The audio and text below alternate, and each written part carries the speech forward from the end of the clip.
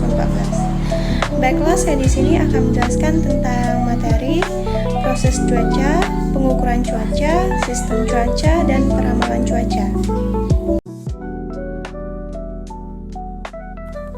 Baiklah, di sini saya akan menjelaskan materi tentang topik yang dipelajari dalam meteorologi. Satu, proses cuaca. Proses yang terjadi di atmosfer yang mempengaruhi cuaca seperti penguapan. Definisi penguapan adalah proses perubahan air dari fase cair menjadi gas atau uap air. Proses ini terjadi ketika air menyerap energi panas, biasanya dari matahari.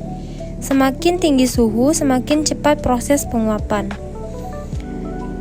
Proses air di permukaan bumi seperti danau, sungai, dan laut menyerap panas dari matahari. Panas ini menyebabkan molekul air bergerak lebih cepat dan akhirnya meninggalkan permukaan air dalam bentuk uap air. Uap air ini kemudian naik ke atmosfer.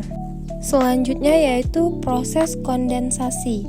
Proses ketika uap air naik ke atmosfer, suhu udara menjadi lebih dingin.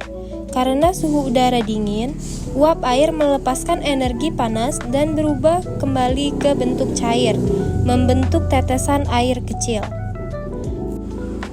Proses presipitasi.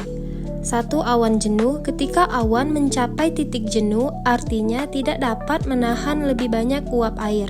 Tetesan air dalam awan akan jatuh ke bumi sebagai presipitasi. 2. Bentuk presipitasi. Bentuk presipitasi tergantung pada suhu udara. Jika suhu udara di atas titik beku, maka presipitasi akan jatuh sebagai hujan. Jika suhu udara di bawah titik beku, presipitasi akan jatuh sebagai salju, hujan es, atau salju gerimis. Selanjutnya yaitu alat pengukur cuaca. Cuaca merupakan faktor penting dalam kehidupan kita sehari-hari, dari menentukan pakaian yang kita kenakan hingga merencanakan aktivitas luar ruangan. Memahami cuaca sangat penting. Untuk mengukur dan memahami cuaca, kita menggunakan alat khusus yang dirancang untuk mengukur berbagai aspek atmosfer. Mari kita bahas alat-alat pengukur cuaca yang digunakan. Yang pertama yaitu termometer atau alat mengukur suhu udara. Cara kerja, termometer bekerja berdasarkan prinsip pemuaian dan penyusutan zat cair akibat perubahan suhu. Ketika suhu udara naik, zat cair di dalam termometer memuai dan naik ke atas skala. Sebaliknya, ketika suhu turun, zat cair menyusut dan turun ke bawah skala. Jenis termometer. Ada beberapa jenis termometer termasuk termometer air raksa, termometer alkohol, dan termometer digital. Masing-masing jenis memiliki kelebihan dan kekurangannya sendiri. Termometer air raksa dikenal akurat dan sensitif, sedangkan termometer digital lebih praktis dan mudah digunakan. Kedua yaitu anemometer, alat mengukur kecepatan angin. Pertama, cara kerja. Anemometer bekerja dengan mengukur kecepatan rotasi cangkir-cangkirnya. Semakin cepat angin bertiup, semakin cepat cangkir-cangkir berputar. Kecepatan rotasi diubah menjadi angka kecepatan angin. 2. Aplikasi. Anemometer digunakan dalam berbagai aplikasi, termasuk di bidang meteorologi, penerbangan, dan energi terbarukan. Ketiga yaitu barometer, alat mengukur tekanan atmosfer. Yang pertama, tekanan udara. Tekanan atmosfer adalah gaya yang diberikan oleh berat udara di atas suatu titik. Tekanan atmosfer lebih tinggi di permukaan laut dan menurun dengan ketinggian. Selanjutnya, ketinggian. Barometer juga digunakan untuk menentukan ketinggian suatu tempat. Semakin tinggi suatu tempat, semakin rendah tekanan atmosfernya. Ketiga, perubahan cuaca. Barometer membantu memprediksi perubahan cuaca. Penurunan tekanan atmosfer menunjukkan kemungkinan hujan. Dan selanjutnya yang terakhir yaitu hygrometer atau alat mengukur kelembapan udara. 0% kering. Udara kering memiliki kandungan uap air yang rendah. Kondisi ini sering dikaitkan dengan cuaca cerah dan panas. Selanjutnya 50% normal. Kelembapan udara normal berkisar antara 40-60%. Kondisi ini dianggap ideal untuk kenyamanan manusia. Selanjutnya 100%. Lembab. Udara lembab memiliki kandungan uap air yang tinggi. Kondisi ini sering dikaitkan dengan cuaca mendung dan hujan.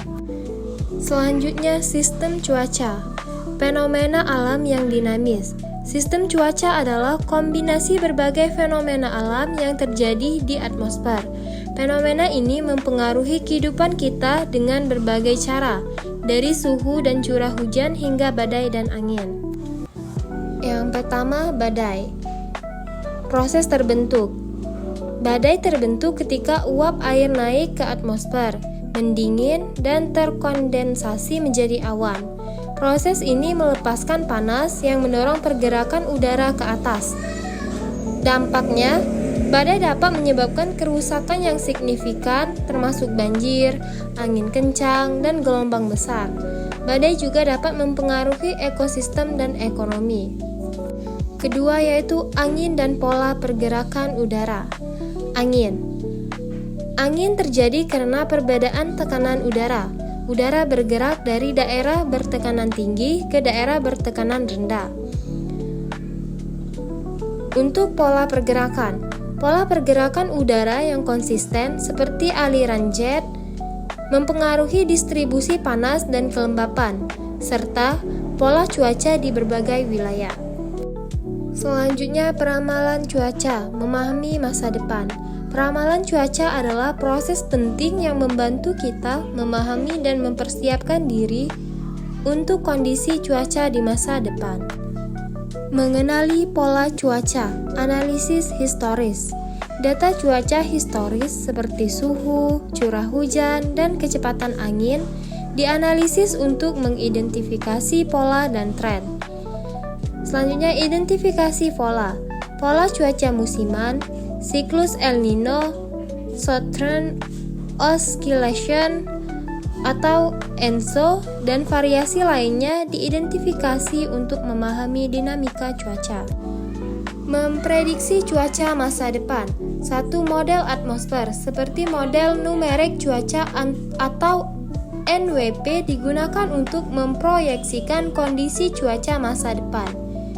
2. Model-model ini menggunakan persamaan fisika untuk mensimulasikan atmosfer dan memprediksi perubahan cuaca.